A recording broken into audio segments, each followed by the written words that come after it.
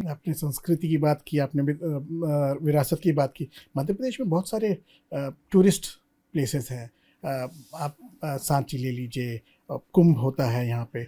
आप tourist circuit को develop करने के लिए क्या कर रहे हैं? इंफ्रास्ट्रक्चर को बनाने के लिए उसके लिए क्या कर रहे हैं? देखिए, रोजगार की बात कर रहे हैं तो रोजगार हमारा टूरिज्म सेक्टर में भी आ रहा है। बजट आया है माननीय प्रधानमंत्री 50 से ज़्यादा टूरिस्ट स्पॉट डेवलप करने के लिए, बहुत सारे तरह से प्रमोट करने की गुंजाइश दी। मुझे इस बात की प्रसन्नता कि हम पर्यटन की बात कर रहे हैं तो पर्यटन में हमारे अलग अलग सब सेक्टर में काम कर रहे हैं। रिलीजियस टूरिज्म, जितने धार्मिक नगर हैं उन पे हम उनकी बेहतरी के लिए हम काम कर रहे हैं। यशस्वी प्रधानमंत्री ने महाकाल के महालोक के लोकार्पण के बाद उज्जैन और मालवा की दशा बदल दी। आज विश्व का सबसे ज़्यादा बड़ी संख्या में धार्मिक पर्यटन का केंद्र अगर कोई बना है उज्जैन बना है। इसी प्रकार से हमारे सलकनपुर हो, दतिया हो, ओरछा हो, सभी स्थानों पर ओंकारेश्वर हो, सब स्थान के लिए हमने विकास का पर्याप्त अच्छा प्लान बना लिया है और पूरे वर्ष के सभी त्यौहार भी अच्छे से मनाने की परंपरा चालू की। हर त्यौहार का आनंद रहना चाहिए, तो उन त्योहारों को हमारे धार्मिक पर्यटन से भी जोड़ रहा हूँ, समाज से भी जोड़ रहा है। वो इसके साथ साथ जैसे धार्मिक पर्यटन के अलावा पर्यटन में फॉरेस्ट का देश का हमारा 9% हिस्सा है और अपने देश का प्रदेश के अंदर हमारा 33% फॉरेस्ट है।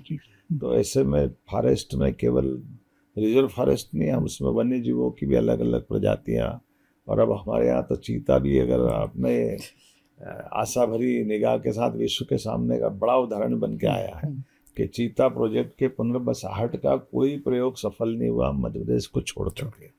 मध्य प्रदेश में चीता न केवल फल फूल रहा है, बल्कि अब 7 चीते जंगलों से हमारे सड़कों पे गाँव के अंदर जहाँ उनको लगेगा वो निर्बाध गति से सह अस्तित्व की भावना से समाज जीवन का हिस्सा बने।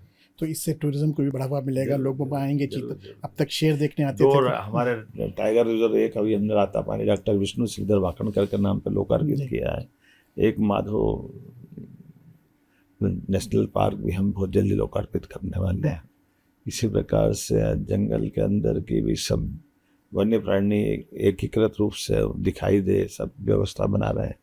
उम्मीद कर रहे हैं कि टूरिज्म में अब हम मेडिकल टूरिज्म की तरफ भी चलेंगे। हमारे यहाँ लगभग आज की स्थिति में 30 मेडिकल कॉलेज मध्य प्रदेश में है।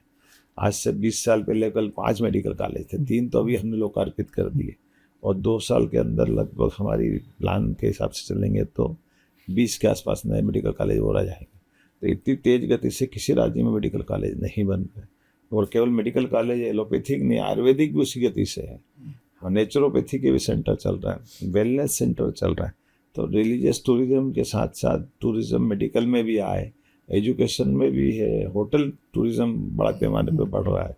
होटल को सभी प्रकार से प्रमोट करें, अर्थात रोजगार के लिए एक एक सेक्टर को पकड़ के चल रहा है, जिसमें हम होम स्टे तक को प्रोत्साहन दे रहे हैं। आपने पर्यटन की बात की, उद्योग की बात की, उन सब के लिए एक जो महत्वपूर्ण कड़ी है वो है इंफ्रास्ट्रक्चर की। मध्य प्रदेश भारत का दिल कहलाता है।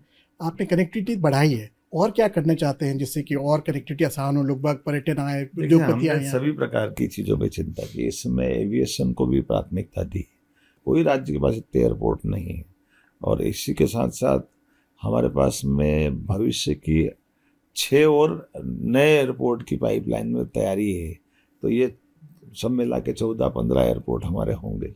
हमारी कोशिश से इस बजट में हम हर विधानसभा के अंदर हेलीपैड देने वाले हैं। इसीलिए हमने एयर एम्बुलेंस का प्रयोग भी चालू किया। बीमारों के लिए, आयुष्मान कार्ड धारियों के लिए पूरे देश में एकमात्र राज्य है जो एयर एम्बुलेंस की सुविधा दे रहा है। एयर एम्बुलेंस दोनों प्रकार की, हेलीकॉप्टर की भी है और प्लेन भी है। जहाँ एयर स्ट्रिप है वहाँ हमारा प्लेन चला जाता है, जहाँ हेलीकॉप्टर जा सकता है वहाँ हेलीकॉप्टर पहुँचा रहे हैं। अर्थात व्यक्ति की जान भी जरूरी है और व्यक्ति के साथ उसको इमीडिएट मेडिकल की इस प्रकार की रिलीफ देने का प्रदेश हमारा, ये हमारा मध्य प्रदेश बना है। इसके साथ साथ हमने सामान्य कनेक्टिविटी में भी टूरिज्म के माध्यम से हमने अपना एविएशन का खुद के प्लेन चालू कर दिए।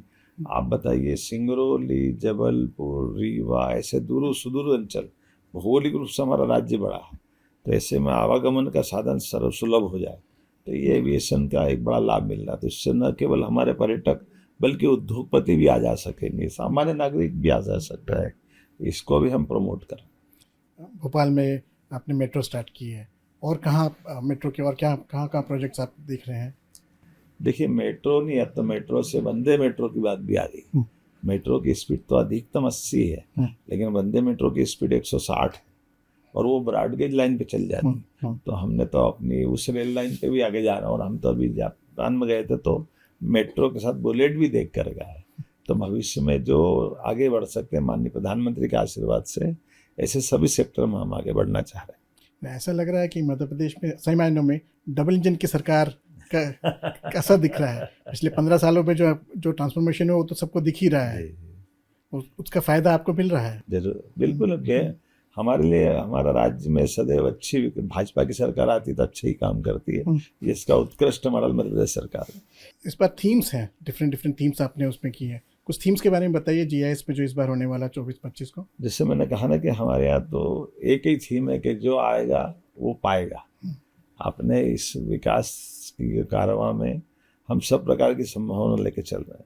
बड़े से बड़े उद्योगपति की भी गुंजाइश और छोटे से छोटे कुटीर उद्योग वालों को भी हम मौका देना चाहते हैं। अगर एग्रीकल्चर में हम बहुत आगे हैं देश के अंदर, तो एग्रीकल्चर से आधारित, कृषि आधारित हमारी सब प्रकार की इंडस्ट्रियों की संभावना या कृषि उत्पाद को वो काम कर सकते हैं। और मुझे इस बात की प्रसन्नता है कि अभी हम अब नया नेशनल डेयरी डेवलपमेंट बोर्ड के माध्यम से हम दूध उत्पादन में भी देश में तीसरे नंबर पे हम नंबर 1 पे आने के प्रयास कर रहे हैं। इसमें हमने नेशनल डेयरी डेवलपमेंट बोर्ड के माध्यम से MOU किया है, किसानों की आय दूध के माध्यम से बढ़े, क्योंकि फसल से तो एक समय सीमा के बाद पैसा आता है, लेकिन दूध से रोज आमदनी आती है। ऐसे लिए घर घर गोपाल बने, जो गाय पाले वो गोपाल, जिनके घर गाय का कुल वो गोकुल, और गोकुल और गोपाल हो तो वृंदावन अपने आप बन जाएंगे। इससे अच्छे आनंद की क्या बात है। लोग बाग पहले पूछते थे मध्य प्रदेश क्यों, अब लग रहा है लोग बाग पूछेंगे मध्य प्रदेश क्यों नहीं। मध्य प्रदेश में क्यों, मैं क्यों नहीं।